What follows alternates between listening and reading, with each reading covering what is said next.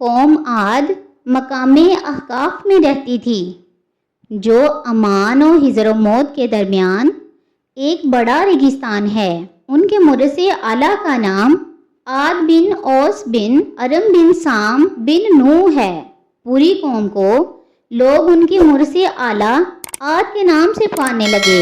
یہ لوگ بت پرست اور بہت بد اعمال و بدکار تھے۔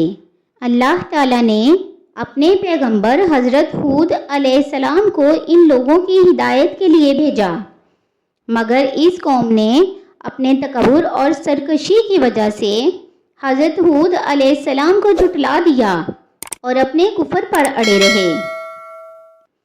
حضرت ہود علیہ السلام بار بار ان سرکشوں کو عذاب الہی سے ڈراتے رہے، مگر اس شریر قوم نے نہایت ہی بے باکی اور گستاخی کے ساتھ اپنے نبی سے یہ کہہ دیا کہ کیا تم اے ہود ہمارے پاس اس لیے آئے ہو کہ ہم ایک اللہ کو پوجیں اور جو ہمارے باپ دادا پوجتے تھے انہیں چھوڑ دیں؟ تو تم لاؤ جس کا ہمیں وعدہ دے رہے ہو اگر تم سچے ہو۔ پارہ نمبر 8 سورہ اعراف رکوع نمبر 9۔ آخر عذاب الہی کی جھلکیاں شروع ہو گئیں۔ 3 سال تک بارش نہیں ہوئی اور ہر طرف قحط اور خشک سالی کا دور دورہ ہو گیا، یہاں تک کہ لوگ اناج کے دانے دانے کو ترس گئے۔ اس زمانے کا یہ دستور تھا کہ جب کوئی بلا اور مصیبت آتی تھی تو لوگ مکہ معظمہ جا کر خانہ کعبہ میں دعائیں مانگتے تھے تو ان کی بلائیں ٹل جاتی تھیں۔ چنانچہ ایک جماعت مکہ معظمہ گئی۔ اس جماعت میں مرثد بن سعد نامی ایک شخص بھی تھا جو مومن تھا، مگر اپنے ایمان کو قوم سے چھپائے ہوئے تھا۔ جب ان لوگوں نے کعبہ معظمہ میں دعا مانگنی شروع کی تو مرثد بن سعد کا ایمانی جذبہ بیدار ہو گیا اور اس نے تڑپ کر کہا کہ اے میری قوم، تم لاکھ دعائیں مانگو مگر خدا کی قسم اس وقت تک پانی نہیں برسے گا جب تک تم لوگ اپنے نبی حضرت ہود علیہ السلام پر ایمان نہ لاؤ گے۔ حضرت مرثد بن سعد نے جب اپنا ایمان ظاہر کر دیا تو قوم عاد کے شریروں نے ان کو مار پیٹ کر الگ کر دیا اور دعائیں مانگنے لگے۔ اس وقت تک اللہ تعالیٰ نے 3 بدلیاں بھیجیں، ایک سفید، ایک سرخ اور ایک سیاہ، اور آسمان سے ایک آواز آئی کہ اے قوم عاد، تم لوگ اپنی قوم کے لیے ان 3 بدلیوں میں سے ایک بدلی کو پسند کر لو۔ ان لوگوں نے کالی بدلی کو پسند کر لیا اور یہ لوگ اس خیال میں مگن تھے کہ کالی بدلی خوب زیادہ بارش دے گی۔ چنانچہ وہ ابر سیاہ قوم عاد کی آبادیوں کی طرف چل پڑا۔ قوم عاد کے لوگ کالی بدلی کو دیکھ کر بہت خوش ہوئے۔ حضرت ہود علیہ السلام نے فرمایا کہ اے میری قوم، دیکھ لو عذاب الہی ابر کی صورت میں تمہاری طرف بڑھ رہا ہے، مگر قوم کے گستاخوں نے اپنے نبی کو جھٹلا دیا اور کہا کہ کہاں کا عذاب اور کیسا عذاب؟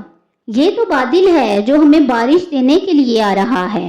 یہ بادل پچھم کی طرف سے آبادیوں کی طرف برابر بڑھتا رہا اور اچانک اس میں سے ایک آندھی آئی جو اتنی شدید تھی کہ اونٹوں کو ان کے سواروں کے ساتھ اڑا کر کہیں سے کہیں پھینک دیتی تھی، پھر اتنی زوردار ہو گئی کہ درختوں کو جڑوں سے اکھاڑ کر اڑا لے جانے لگی۔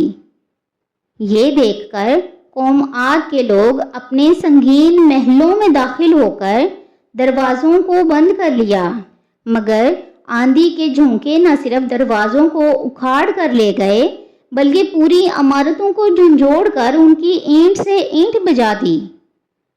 7 رات اور 8 دن مسلسل یہ آندھی چلتی رہی، یہاں تک کہ قوم عاد کا ایک ایک آدمی مر کر فنا ہو گیا اور اس قوم کا ایک بچہ بھی باقی نہ رہا۔ جب آندھی ختم ہوئی تو اس قوم کی لمبی لمبی لاشیں زمین پر اس طرح پڑی ہوئی تھیں جس طرح کھجوروں کے درخت اکھڑ کر زمین پر پڑے ہوں۔ چنانچہ ارشاد ربانی ہے، اور عاد تو ہلاک کیے گئے نہایت سخت گرجتی آندھی سے، وہ ان پر قوت سے لگا دی گئی۔ 7 راتیں اور 8 دن لگاتار ان لوگوں کو بچھڑے ہوئے دیکھو، گویا وہ کھجور کے درخت میں گرے ہوئے، تو ان میں سے کسی کو بچا ہوا دیکھ رہے ہو؟ پھر قدرت خداوندی سے کالے رنگ کے پرندوں کا ایک غول نمودار ہوا، جنہوں نے ان کی لاشوں کو اٹھا اٹھا کر سمندر میں پھینک دیا، اور حضرت ہود علیہ السلام نے اس بستی کو چھوڑ دیا اور چند مؤمنین کو جو ایمان لائے تھے ساتھ لے کر مکہ مکرمہ چلے گئے اور آخری زندگی تک بیت اللہ شریف میں عبادت کرتے رہے۔ سورہ الحاقہ رکوع نمبر 1۔ درس ہدایت۔ قرآن کریم کے اس دردناک واقعہ سے یہ سبق ملتا ہے کہ قوم عاد جو بڑی طاقتور اور قد آور قوم تھی، اور ان لوگوں کی مالی خوشحالی بھی نہایت مستحکم تھی، کیونکہ لہلہاتی کھیتیاں اور ہرے بھرے باغات ان کے پاس تھے۔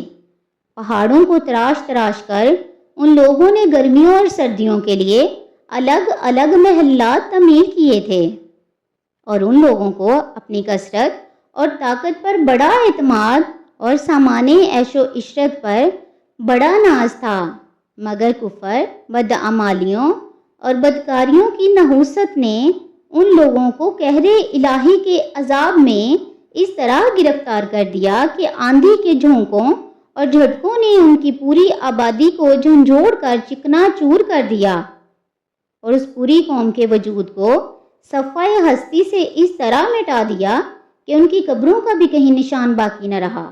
اس لیے ضروری ہے کہ اللہ تبارک و تعالی اور اللہ تبارک و تعالی کے محبوب بندوں کی تعظیم و توقیر کی جائے اور اسوہ حسنہ پر عمل کیا جائے، کیونکہ ان قوموں نے اپنے انبیاء کرام کی توہین کی، ان پر ایمان نہیں لائے اور اللہ تبارک و تعالی کی آیات کو جھٹلایا، تو وہ قہر الہی میں گرفتار ہو گئے۔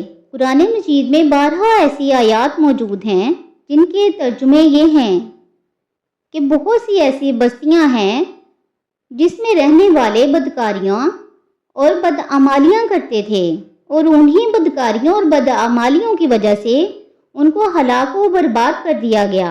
اور سورہ اعراف رکوع نمبر 12 میں ہے، اور اگر بستیوں والے ایمان پر رہتے اور تقوی اختیار کرتے تو ہم ان پر برکتوں کے دروازے آسمانوں و زمین سے کھول دیتے، لیکن ان لوگوں نے حق کو جھٹلا دیا، تو ہم نے ان کے کرتوتوں کی وجہ سے ان کو اپنی پکڑ میں لے لیا۔ اللہ تبارک و تعالی ہمیں اللہ تبارک و تعالی کے ارشادات پر عمل کرنے کی اور نبی کریم علیہ السلام کے اسوہ حسنہ پر عمل کرنے کی توفیق عطا فرمائے۔